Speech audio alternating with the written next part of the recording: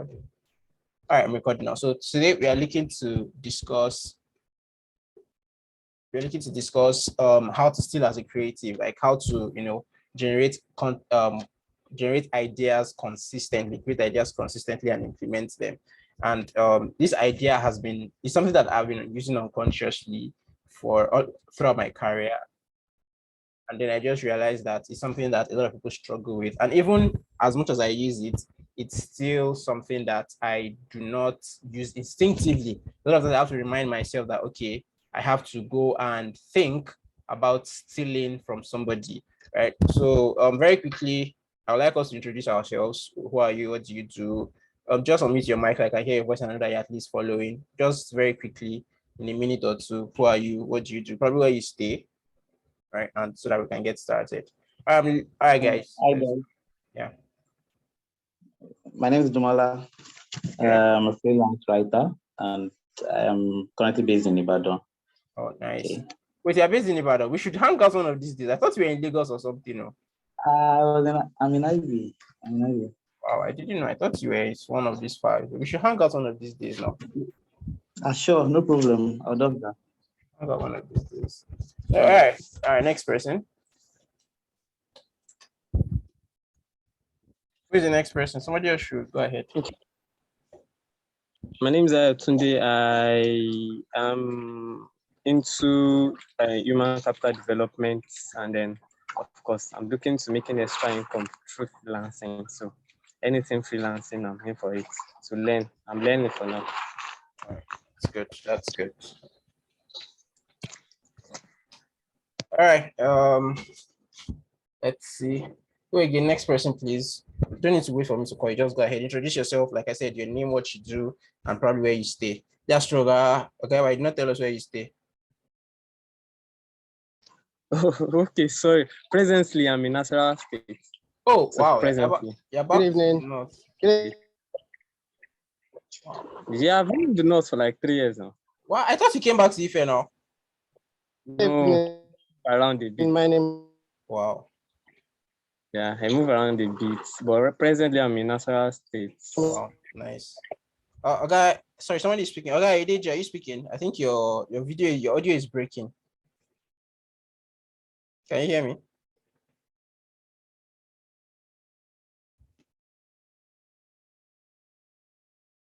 Or is it that you people cannot hear me? Whose video is breaking? Whose network is bad?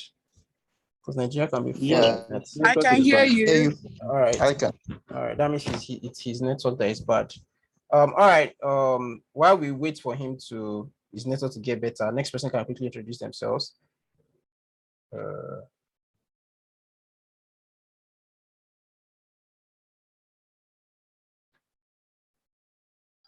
All right, good evening.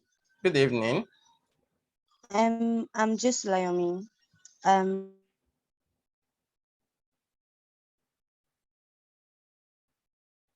Okay, that's what we hear. Are you still there? Yes, I can hear you. Oh yeah, you said I'm just Layomi, and that's what we heard. Oh. Can you hear me better now? Yeah, I can. Okay, I said I'm currently working towards being a good content writer and a social media manager. Okay. I am the social media manager for the Favor Forensics. Yeah. I stay in Ife. Yeah, because I school in Ife. So yeah. Thank you. Yeah, that's our social media. Everything you see on social media that we do, that's the person that is in charge of it. Yeah, she's Nice a to meet wizard you, at it. everyone. Yeah, she's a wizard at it. All right. I think we have Opala Chisom Decent Okoro that haven't introduced themselves yet. Some poor.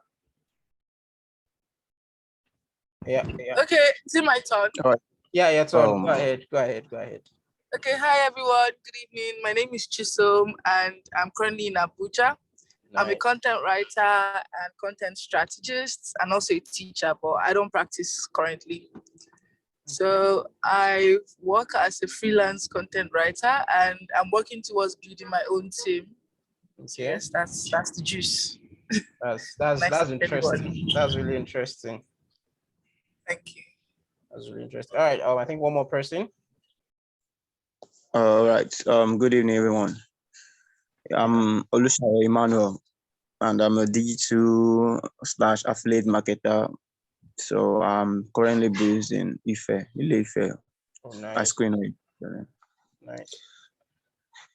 I think that's everybody. So like I said before, if you're just joining, my name is Favor, the team lead of the Favor Frenesses, and I'm a creative. I'm a content writer. I stay in Ibadan. I'm a content writer by profession. I'm also a business developer, aspiring product marketer, if all things go the way I would plan for them to go. And like I said, I decided to host this session. I mean, we normally have community sessions for those that are our community. We normally have community sessions every month. Unfortunately, we've not had community sessions for a while, but I decided to have a community session. When I was thinking about what to talk about, I realized that one of the things that I considered important was the fact that as creatives, which most people here are, right? If you're building something, you're creating something, you're a creative. Trust me, you don't have to be an artist or something before you consider yourself a creative. So as creatives, ideas are our bread and butter, right? Every new thing you want to start, it starts with an idea. So the ability to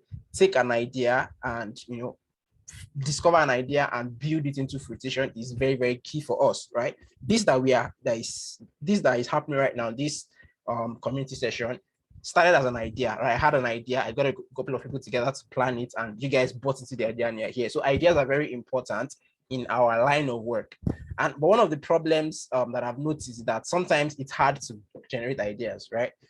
Just this week, one of my goals for the last month of March, was to become better with my personal content. And then on, I think it was Monday, I sat down at my desk. I was trying to look for what content to create for Instagram and Twitter, and I was blank. And I was like, wow, as a content writer, as a content creator, I've been creating content for God knows how many years, I should not be blank, right? But it happens. It is what it is. So it's very important that we learn how to steal ideas, how to steal things and make them better. And the first thing that I wanted to recognize is that, okay, before I even begin to teach, I'll begin to talk. Let me ask you, what do you think this whole concept of stealing as a creative, what do you think what do you think it means? What do you think it encompasses? What does it mean to you? Let me hear from you. Hi, Yeah. this is Dumala. Yeah, go on. All right. So I think the concept of stealing as a creative is not, I wouldn't say it's not stealing in the literal sense, Abby. How would I put it now? I would say it's being able to piece together different information that you've gathered from different sources and putting them and delivering them in your own unique way. So I think that's what creativity is all about. Yeah. It doesn't necessarily have to be something ingenious or something that's novel to you. So you can just get ideas from different sources. Could be articles, could be videos, could be different concepts from different. Yeah, you're right. You're definitely right. I think you cut out there, but the basic idea is being a creative. Being a creative is, or stealing as a creative is being able to take ideas that exist in the world and then repurposing them for your own purpose. There's really no such thing as an original idea, right? Every idea that we have is birthed by a combination of many other ideas, right? Mark Twain, one of the greatest writers of the 18th century, said there is no such thing as a new idea. It's impossible, right? What we do is we take old ideas, put them into some sort of mental kaleidoscope, and then we begin to ruminate on them and use them to make new things. So while we are making new combinations, it's still the same basic idea that exists, right? So once you recognize that, it gives you the freedom to be able to take information from external sources and not feel guilty, right? Now, of course, there's good stealing and bad stealing. There's bad stealing in just copying whatever somebody has done and calling it your own. That's wrong, right? Like, for example, if I record this session now and I give the session out for free, and then you record it and then you go post it and pretend as if it's your session, that's not a great thing. But if you record it, you get the recording, you think about it, you listen to it, you get some points, and then you now develop it further, that's you stealing the content, but in a good way, right? So there's a picture that I want to share with us. It's by Austin Kleon, Still Like an Artist. By the way, if you've not read that book, you totally should go get it. Still Like an Artist, very, very great book. If you've not gotten it, go get that book. It talks about how to generate ideas and how to steal ideas in an ethical way and use those ideas. Still Like an Artist, Austin Kleon. So I would share it with you. I would share a picture from that book with you now, just to, give a sort of an idea of what it means to steal like an artist. Share screen. Sorry, I'm not used to Zoom. All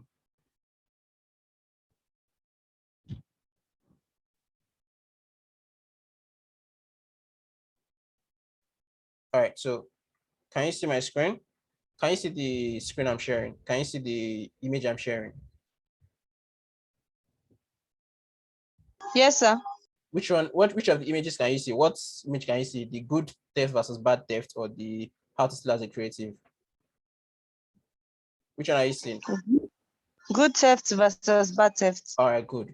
So good. So yeah, that's what I wanted to show you, right? So there's good theft. Good theft honors your sources, and I learned this from listening to someone like Chris Annie. Chris Annie always tell you he has his sources, and he always reference his sources, right? So if you get an idea, right? Maybe it sounds better, but if you steal from someone,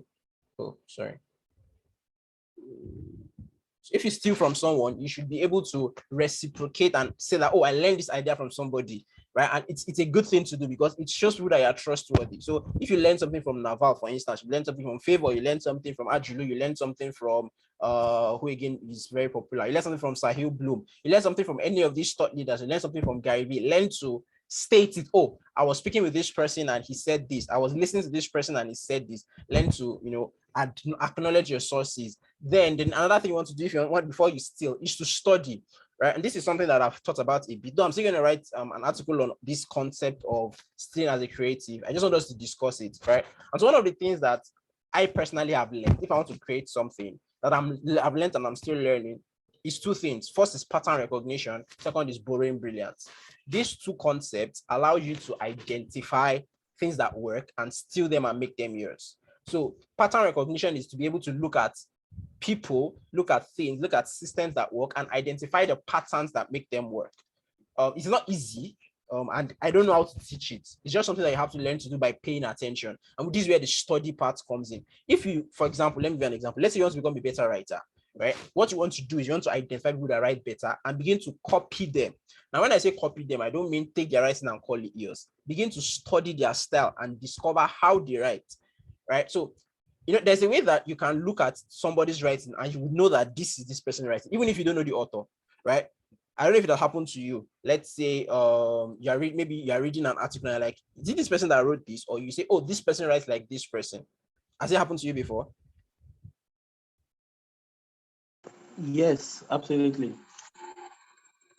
Good. So that is yes, it has. Very good, right? So the idea is that once you can identify the people you admire, once you can identify their pattern recognition, you can now begin to identify what works and what doesn't work, right? So for the example I'm talking about writing, when you see the way somebody writes, you can study the way the person does his intro. Does he use stories? Does he use statistics? Does he use a contrarian argument? Does he paint a picture?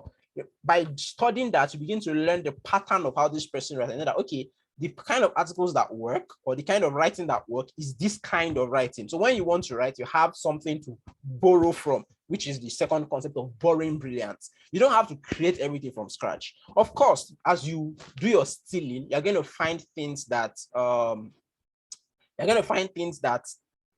don't mesh well with you. I think I learned this from Sahil Bloom when I was talking about writing. He said, as a writer, what you want to do is you want to copy not even as a writer, as a creative, you want to copy your idols, right? People that you adhere, begin to copy them. Try to copy them as much as you can.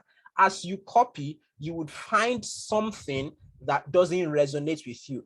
That thing that doesn't resonate with you, that's your unique voice speaking out. So let me give you an example. Let's say there's a guy I really love the way he writes. He's very funny, he's very, very jovial. If you're reading his articles, like you're having a friendly banter kind of discussion, and I really love that. So I was trying to copy it, I was trying to incorporate it. When I tried to do it, it always fell flat, and I was always bothered that why can't I do this thing? And so it took some time. When I now read that article by Sahib Bloom, I'm like, oh, that's my unique voice speaking out. So I now studied it. What does this mean? It means that as the kind of person that I am, when I'm writing, I'm not in the mental state of banter. I'm in the mental state of teaching, I'm in the mental state of communicating, and in the mental state of discussing important information, which is something that is my nature, right? That's my nature. When I'm discussing something serious, I don't usually do much of banter. So I learned to hone that skill. So while I recognize that, oh, this thing is nice, I recognize that it is not me. And that's how I preserve my own uniqueness, even in the midst of stealing from many sources. So like I said, it's supposed to be a community session. It's not meant to be a teaching session. So I just want you to give me some examples of places where you've been stuck and then you've had to steal, or places that you've been stuck, and if you had known how to steal content from somebody or steal ideas from somebody, it will have helped you. Let me hear from you guys. Yeah, I'm waiting. All right.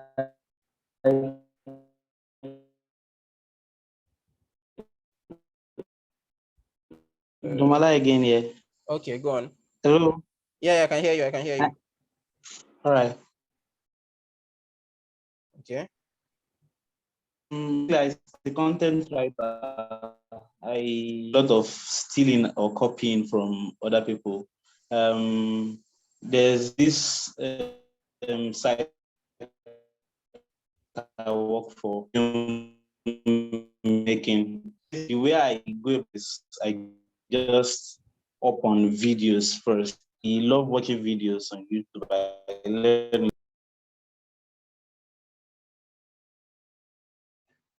Hey guys, sorry, can you hear me?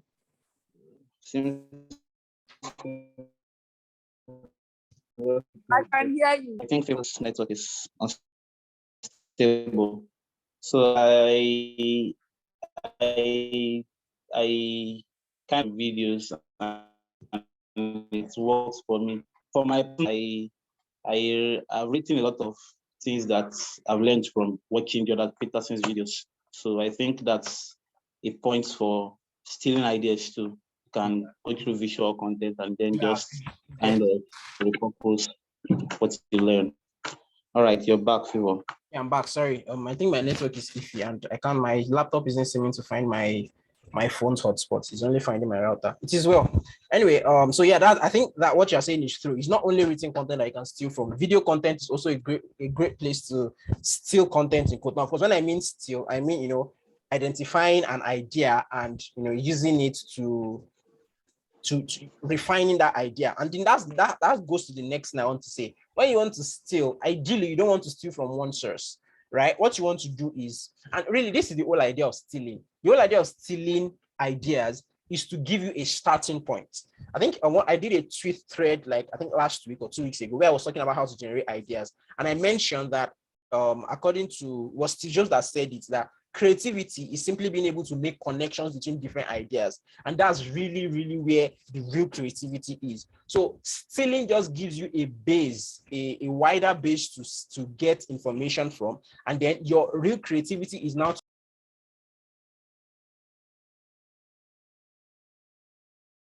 Hey guys, can you hear me now? Yes. All right, sorry. My network is really, really horrible. Anyway, I was saying that. What was the last thing you heard? So I continue from there.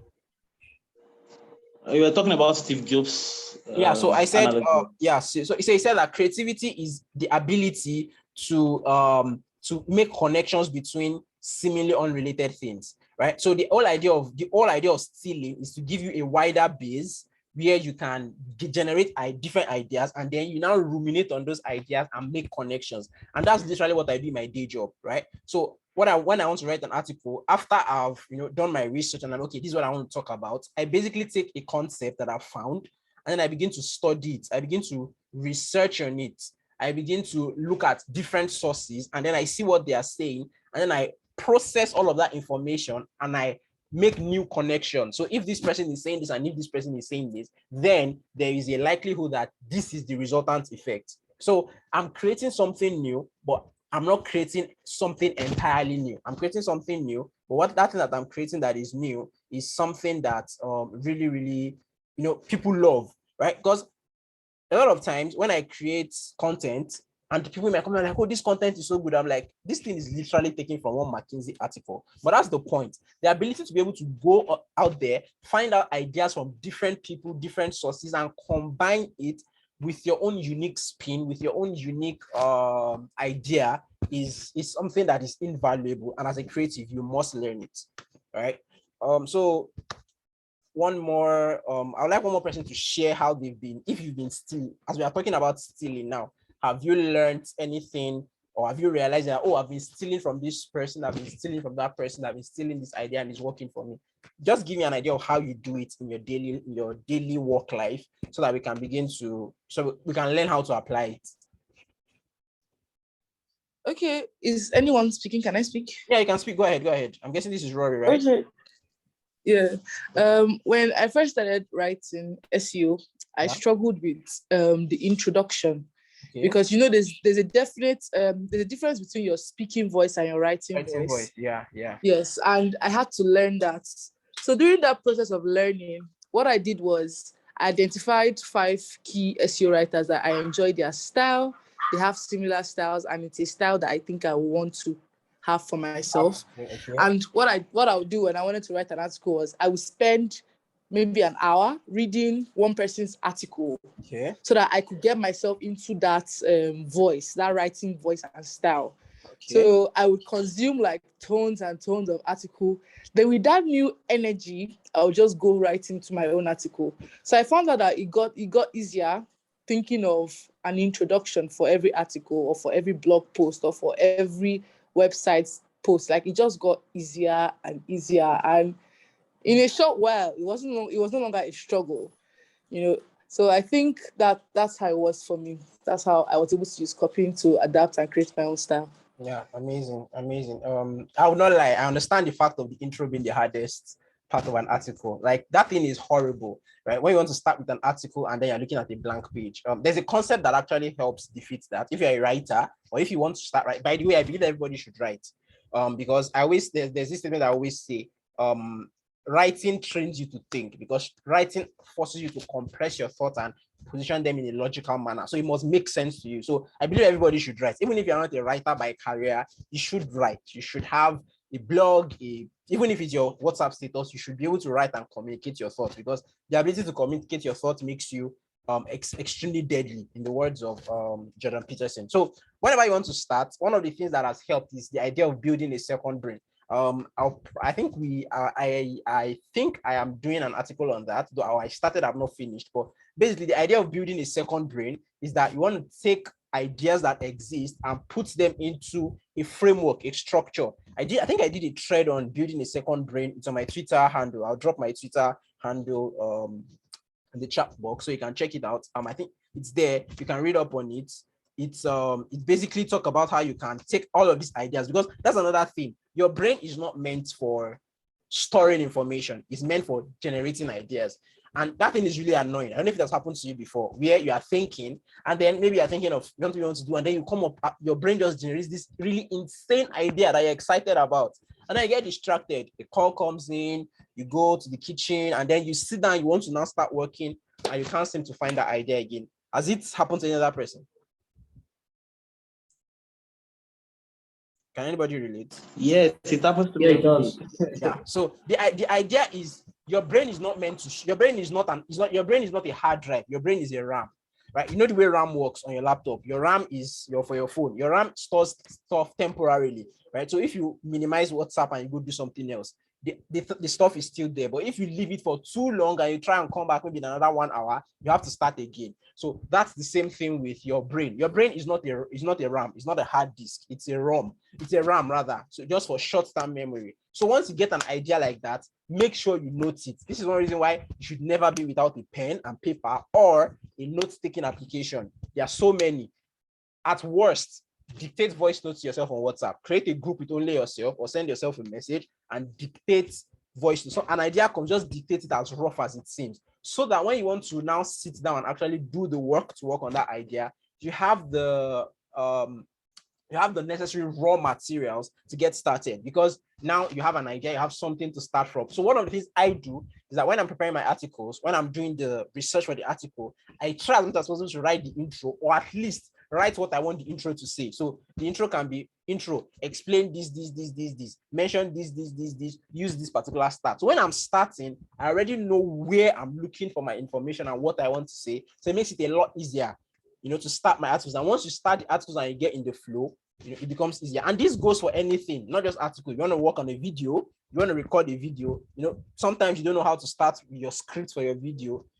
Watch a lot of videos, you learn something, put itemize it. And then this is another thing that I think we should talk about, because we're almost done. I'm not planning to spend more than an hour here, so I just wanted to probably use 45 minutes to talk, and then last 15 minutes for questions and answers. So another thing that would help you as a creative is the idea of that something that we face a lot is imposter syndrome. How many people can relate? How many people can relate?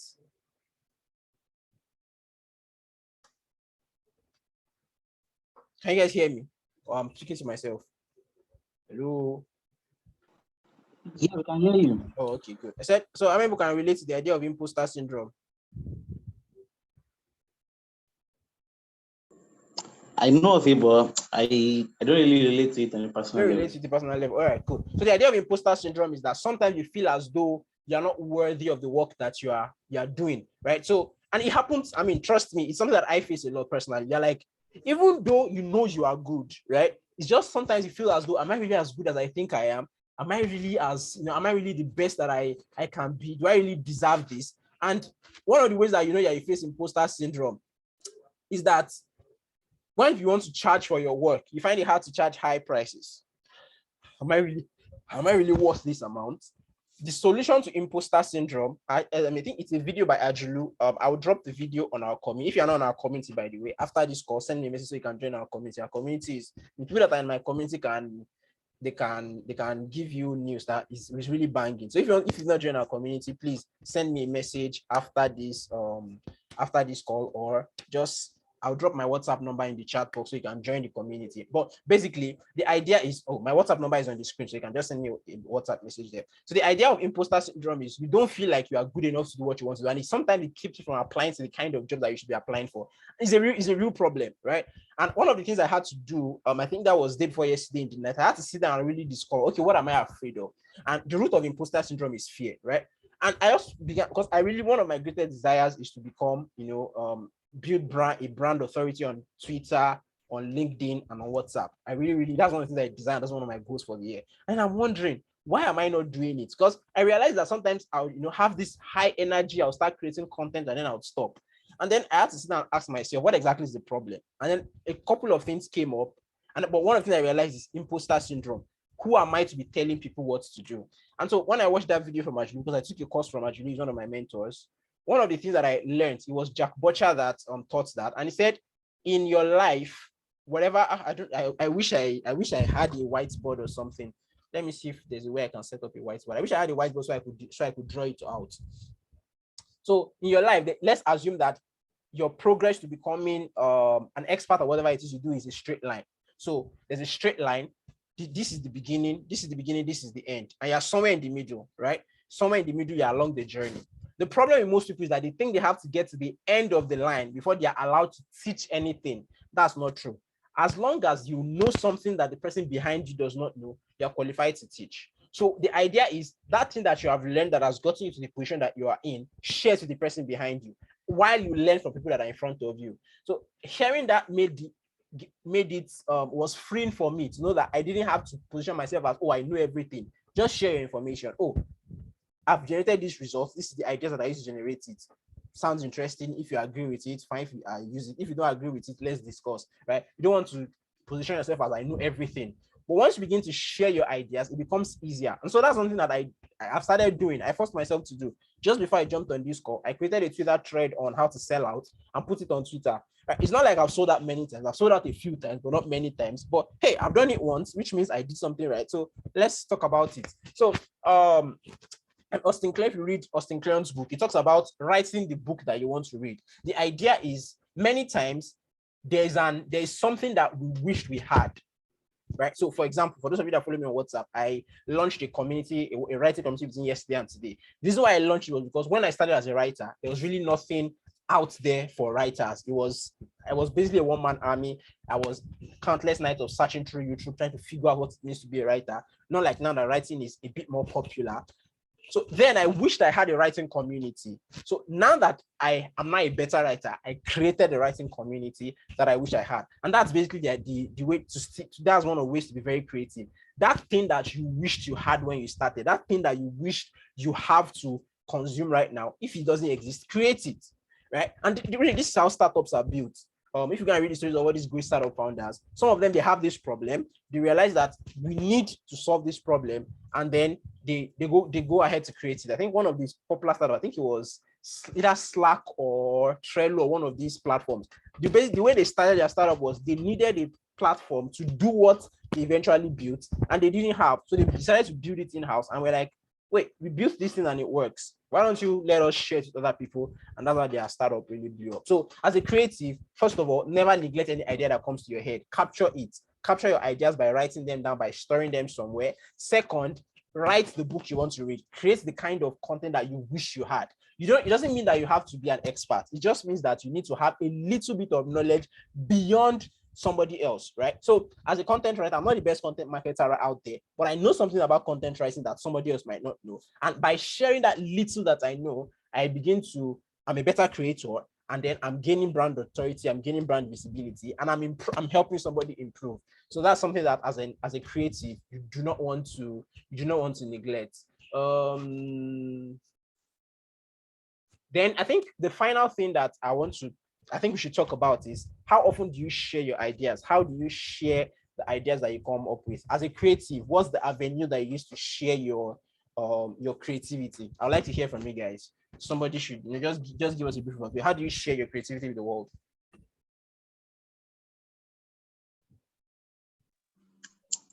For me, this is Dumala. Hi. Yeah, go on. For me, I use Substack. I use a Substack. Yeah. What's it called? Newsletter. And sometimes I create Twitter threads too.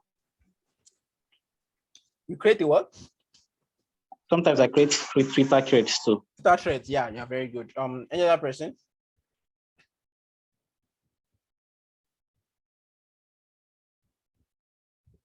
Can any other person hear me? Wow, it's just me and Mona that just because every other person is deciding not to unmute themselves. Shalom, I see you. Michael John, all of you, I've not heard your voice. I said, how do you share your creativity with the world? Rory, how do you share what are the avenues that you use to share your creativity with the world? Oh, I thought that was a question. I wouldn't say I've started, but I write. Rory, you have not started. You're Rory that is intimidating me on Instagram. I've not started actually. Every day I see Rory's post on Instagram. And I'm like, on my WhatsApp. On my WhatsApp and my Instagram. All right. Because I see I've not even started actually, but let me say WhatsApp. Wow. I see a tweet too. I see Rory's Instagram post and I'm like, God, when? This is well, Sha. This is well. Okay. Yeah, so this is something that I think that we need to learn, and that is showing your work. I would share some resources on the group on our community. If you are not there, like I said, if you are not there, by the way, send me a WhatsApp message. My WhatsApp number is on the screen. Send me a WhatsApp message so I can add you to the community. It's a very great place to be. It's a little bit quiet sometimes, but we are looking to change that up very, very soon. So basically, show your work. And I think this is one of the greatest problems that I had, and this is how I discovered it. So, over the course of the last year to the beginning of this year, I'm a private person. As much as I share online, I'm a private person. I only share ideas. I don't really share much personal stuff. So the reason is that people's impressions of me are not what I actually am, in a kind of a good way, right? So I remember people were trying to, oh, this guy is really good at what he does. Let's help him. Let's give him gigs. And they were bringing gigs that were so cheap. I'm like, you guys don't really know how valuable the stuff I create is, right? And so I think that was one of the things that made me realize that I need to get better at showing my work, showing how good I am. And this is very important for you as a creative, because your work is your certificate. Your work is your is the proof of how good you are. We are not like other, if you're a doctor, for instance, your certificate is the proof of your expertise. If you're an engineer, your certificate is the proof of your expertise. But I don't think there's any certificate you want to present as a content writer that can trump the content you write. There's no content you want to present as a video editor that is better than the video you are editing, right? So it means that you have to learn to show your work. Show your work as much as you can. Talk about what you do, how you did it, share your process. We like of being taught to share products. That's the end result. That's not good enough. Build in public. That's the concept. Build in public. Share something every day about what you're building. So there was a struggle with creating content. Share something about it. Oh, I was trying to write an article on this thing today. I couldn't find any piece of information about it. It was really, really annoying. Share something. By showing your growth, by showing your process, it becomes easier for you to get hired. It becomes easier for you to bring that brand authority. Because I remember telling my younger brother, I pushed him to start learning basically coding, I think a year ago, right? And so one of the things I told him was, in addition to learning coding, write about what you're learning every day. Create a Medium account and start writing about it, even though you have stopped writing. But the whole idea was, whilst you are building your portfolio, you want to have something in the public that represents you when you're not there. And this is the beauty of the internet, right?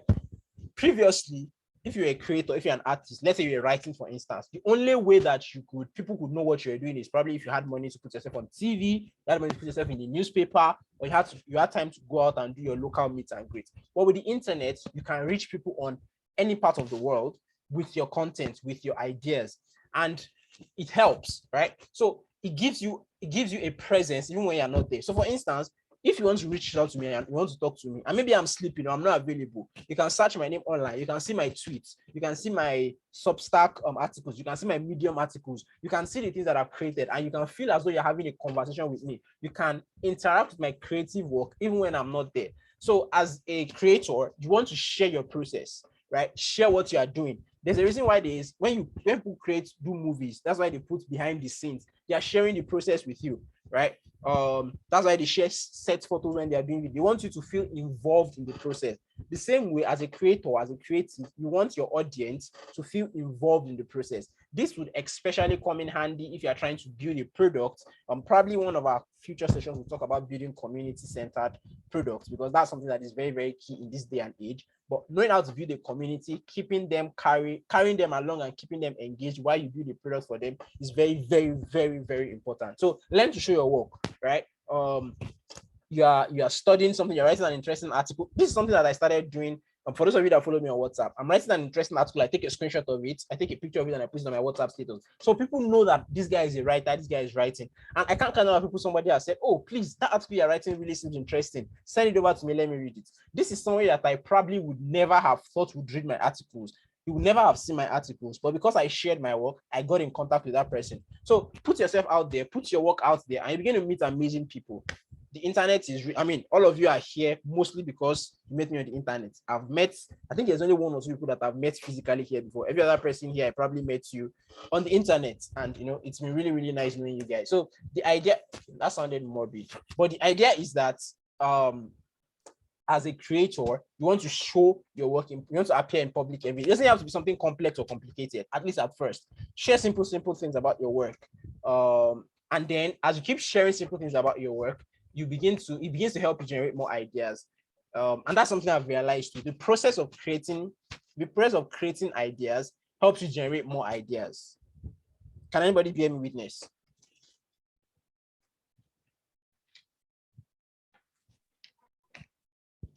Anybody hear me?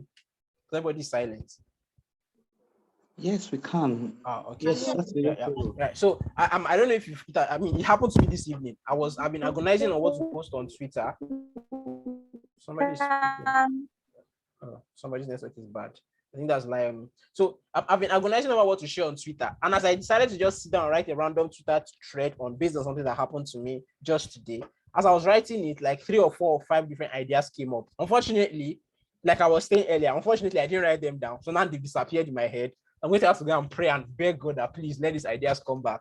But the idea is, as you are creating, more ideas will keep coming up. Keep making notes of those ideas.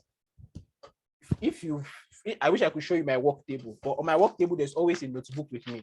I always have 2 or 3 notebooks that I can use to write. So an idea hits me, I'm jotting. I'm going out, I send a voice note to myself on my phone. I type it on Notion. I have ideas stored up everywhere. The reason is the day you want to create, the day you want to sit down and create, you should not spend your creative time searching for ideas. You should have ideas already searched for and set so that you can now use to begin to build. Whenever you want to create. So I think that's everything that I had in mind to share. If you have any question or anything to share, this is the time. We have about 6 to 7 minutes before we leave. But that's basically everything I had in mind to share this night for our community session. It's like I said, it's always a great time to meet other creatives. So if you have any questions, this is the time to go ahead and ask. Yeah, thank you very much, Mr. Favor. Yeah. I'm Oluwafemi. All right. And it's actually nice following your WhatsApp status and Thank you. follow your trends on Twitter. I've learned a lot following you. I actually want to ask, because following this session, I was telling someone that I was saying, look as if I'm not a content writer, because it looks as if, are we doing the same thing? Because it's actually opens me up to stuff that I've not been doing right. And I want to ask, because personally I write content, and Okay. I started not quite long, but I write diverse content. If you bring web copy, I write web copy. If you bring article, I write article. If you bring a product review, I write product review. And it looks as if I was telling the person, okay, what do I push out that this is what I do? And then how I have a constant thought pattern as it is. I don't know if you get my Yeah, point. I do. It encompasses everything I do, and I can push the same thing over and over again to people, and they know, okay, this is what this person stands for. Because it looks as if, okay, if you bring anything, we write. Bring YouTube script, I write. And I personally don't have a niche I can craft and say, okay, this is what I put out every day. And I don't know if you can. Yeah, I get your point. So the idea is, I'm a content writer and I've passed through this stage. 2019, I was writing anything writing. I wrote books, I wrote ebooks, I wrote recipe books, there's nothing I didn't write, right? And that was before I've now found my niche. So one of the things that I've discovered about finding your niche is, don't be too quick to want to find your niche. Allow it to flow naturally, because your niche is supposed to be your area of greatest strength, right? So it is the thing that you'd enjoy writing about the most. And I discovered that I love writing about B2B startups, especially software as a service kind of startups. That's the kind of people I liked working with the most. So that's why I gravitated towards it. It's not like I chose it as, okay, this is the niche I want to enter, right? So as a writer, keep writing. Now pay attention to which one is the easiest for you. So for example, if you're a writer, for instance, who do you write for that you have to cut most of the things you have written away, rather than you are stuck and then you have to look for more words to fill up your word count? If you are looking for more words to fill up your word count, that's a sign that you might not enjoy writing in that niche. Doesn't mean that you can't do it well. I mean, I've written ebooks and I wrote them well, but that's not what I really like doing. I like writing shorter form articles for B2B startups, because anytime I write for them, my clients are always like, this is too long, we have to just cut it into 2, or we have to reduce it or something. Meanwhile, other guys are like, add this or add that. That's one of the ways that I knew. That's number one. Number two, as a personal brand, putting your stuff out there. One of the things that, don't fall into the trap that LinkedIn wants you to fall into. That's why personally I don't like LinkedIn. What you see on LinkedIn is a highlight reel. Twitter, Medium, Substack, they are more, I won't say organic. They are more personal. They are more authentic. That's what I'm looking for than LinkedIn. Most people that write stuff on LinkedIn, they write it for sole purpose of getting clients. That's not really who they are. And so you don't want to be so artificial that you write what you think your clients want you to write. This is one of the biggest problems that I said, if I ever speak to writers, this is what I will tell them. If you're a writer, find a place where you can share your thoughts unfiltered. You know, if you have a client, when you write something, they say, oh, I don't like this, I like this, I don't like this, I like this. Whether you like it or not, indirectly, they are telling you, this opinion that you have, I don't think it's good enough. I prefer my opinion. And that makes sense because they are the one paying you for it. But as a creative, you need an outlet that allows you release all your creative, juices without any form of form of filtering. And I was fortunate enough to start a Medium publication for myself, even though that was just basically for my business at that time. Eventually, it's evolved to become a sort of journal. So if you log on to my Substack, it's written there boldly. My Substack is for me, not for you. I'm not writing it to gain followers. I'm not writing it for you. This is why I don't do so much of advertising for it. It's basically for me. So everything I write here is for me. I'm sharing my thoughts out with the world. If you like it, cool. If you don't like it, go away. But you can't tell me what to post there. So having that avenue where you could share your thoughts unfiltered really, really helped me regain my sanity as a writer. Most times, many of the writers that we started together, in fact, many of my bosses in code that were giving me jobs then, most of them stopped writing because they did not have a creative outlet. They eventually went into other things because they couldn't cope. It felt as though they were being told to shut up because clients will tell you, don't write like this, write like this, don't write like this, write like this. But if you have a place where you can be yourself, right? So back to your question, when you want to share stuff about what you are doing, don't share so much about, oh, I work with this client, I work with that client. Share about what was going on in your mind. Oh, as I was writing this article, I was thinking about this. What do you think? It's interesting. Be you, right? That's how it becomes authentic. Another trick that helps in creating content, identify content creators, thought leaders that you resonate with. Identify 5, 6, 7 of them on every platform and listen to them extensively. As they speak, you begin to hear some wisdoms from them that you can now begin to think about and ruminate on. And this goes further to touch on the point that if you are going to be a great creator, you have to be a great thinker. Every great creative is a great thinker. You cannot create great things if you don't think deep. This is the reason why I do not like the kind of vibe we have in Nigeria on this Nigerian social media where everybody's always banned or cruise. It's not ideal for thinking. I've forgotten what David Perel called it, but that's one of the things on the internet. When you post great content, you find other people that are like you. But to post great content, like I said, you have to find and consume great content. So first of all, your assignment should be find people that are posting things that resonate with you. For example, someone that posting that resonates with me a lot is Sahil Bloom. I love that guy so much because everything he posts resonates with me. Ajumi is another person like that. The stuff that he posts resonates with me. So I can spend time consuming their content, thinking about it, and then eventually producing something for it. So, for example, Sahil Bloom drops a thread. I can just take one, he drops a tweet storm of maybe like 15 or 20 or 30 tweets. I can just pick one tweet and expand on it in another tweet thread of my own. Oh, this idea, and then I expand on it because I studied it. Did you get the idea? Yes, I do. Yeah, so yes, don't limit yourself to, oh, I wrote this YouTube script, I want to talk about it. No, talk about what you find interesting. Eventually, your niche will begin to evolve. So I hope that answered the question. Yeah, it does. Thank you. All right, any other questions? Any other contribution? Doesn't really have to be questions. Right. Contribution. Thanks for the session, Favor. Oh, yeah. So there's this idea that I saw on David Perel's Twitter a long time ago. It's about personal monopoly, right? Monopoly. I don't know if you've heard of personal monopoly. Yeah. So it's about personal monopoly. So it's about fusing the knowledge you have.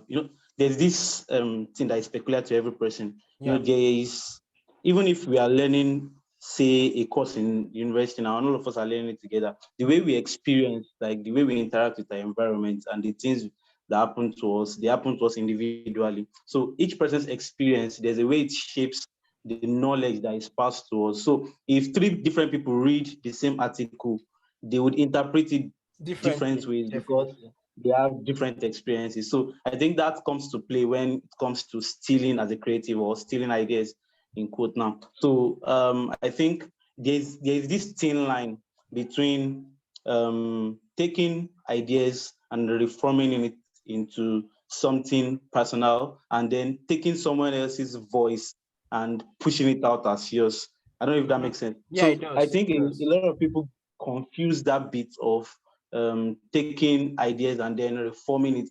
They sort of don't reform it enough to sound like them. Or some people even get lost in the thoughts of other people, in the ideas of other people. Like you study someone so much that you start to talk and speak like exactly like them. So I don't think that's a good place to be. So you want to stick with your personal voice as much as you want to take from other people, you want to take from thought leaders, I think you should also aim to stick with, like you said already, you talked about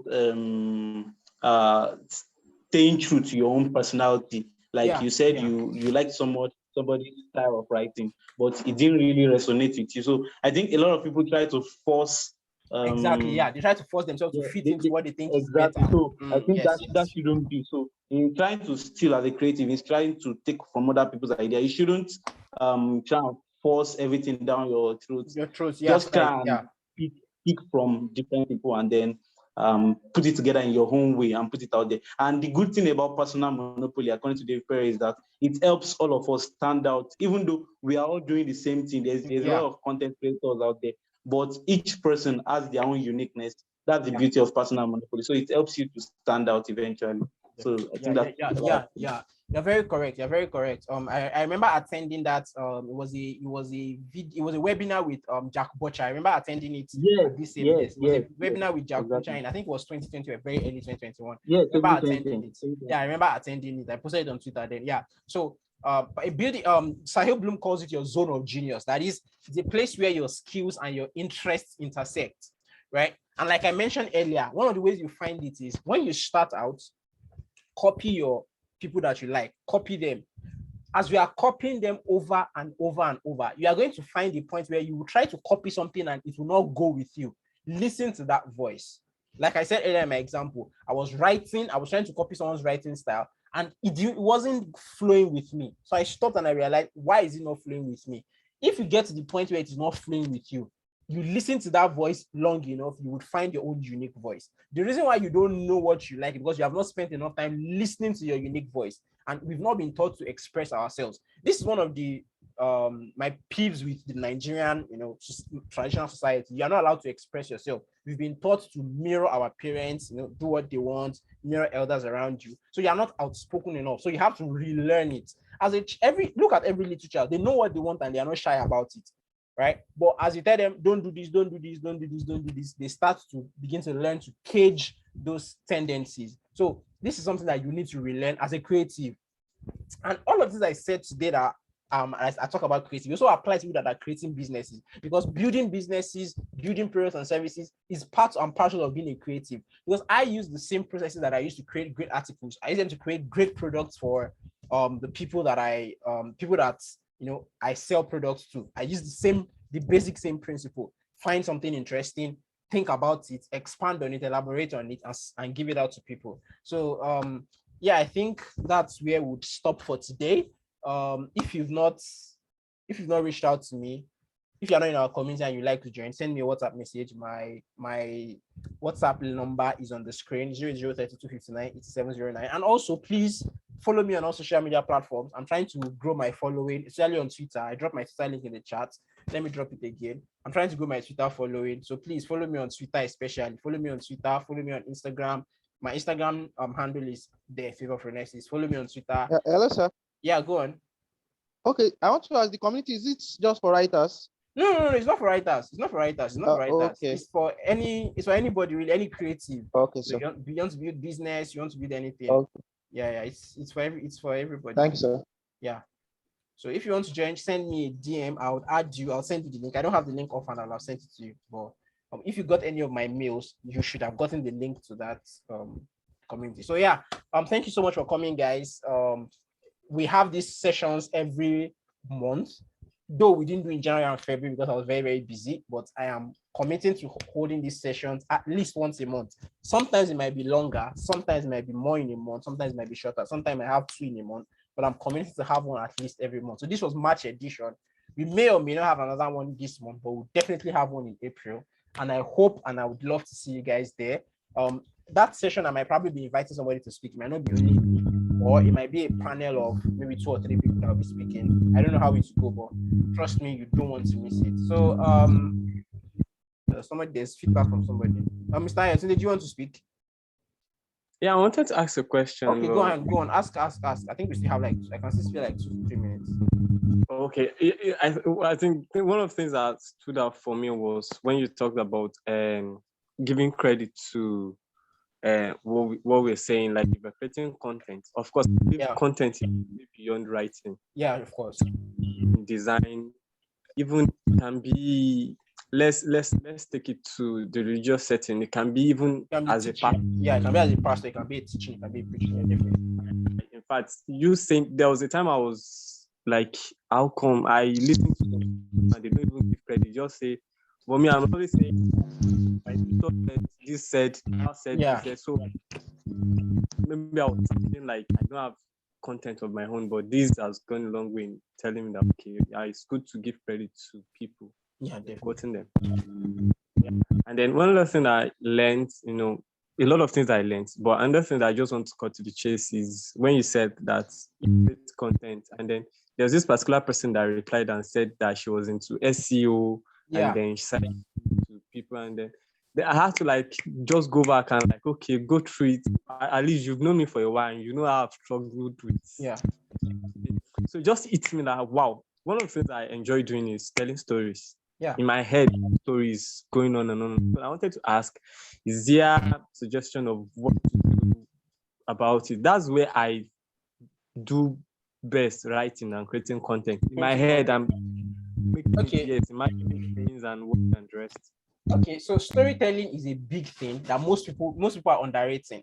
Actually, my preferred title is brand storyteller. I tell brand stories. And stories are important because they are powerful. Like, we remember stories. Look at the stories. You don't remember the formula you learned in secondary school, but remember the story of David and Goliath because it's a story. Remember all of these stories because they are stories. So storytelling, maybe one of our sessions will talk about storytelling, but I would advise you read this book, Story Brand. I can't remember who wrote it. I think Story Brand I can't remember who wrote it. Is it Donald? Yeah, Donald something. Yeah, Story Brand. Yeah, exactly. He talks about how to do storytelling. Donald Miller. Yeah, he talks about how to do storytelling. So storytelling is something that you can input into it. Storytelling works for public speaking, content writing. It works for all sorts of creative works. So you must learn how to tell a story. Especially one of the things that I've learned, one of the parts of storytelling that has helped me is with this NFT thing. People that are doing NFTs, storytelling is very, very key for NFTs. Very, very, very, very, very, very key. So yeah, if probably we'll speak more about storytelling because time has gone, but storytelling is something that is very, very vital, it's very, very key. If you learn how to tell stories, you are a hot cake and you will get people's attention. Knowing how to tell stories is very, very important. I think that's a great one. Very, very great one. All right, thank you. No, I would do personal chats on all right, no problem. All right, guys, thank you so much for coming. I really, really appreciate it. I'm going to drop the link to the community on my status, and you can send me a DM. I've already seen some people sending me DMs. I'll send that to you. Please, again, follow me on all socials, and of course I'll follow back. All right, so thank you so much for joining. See you in our next session. Bye for now.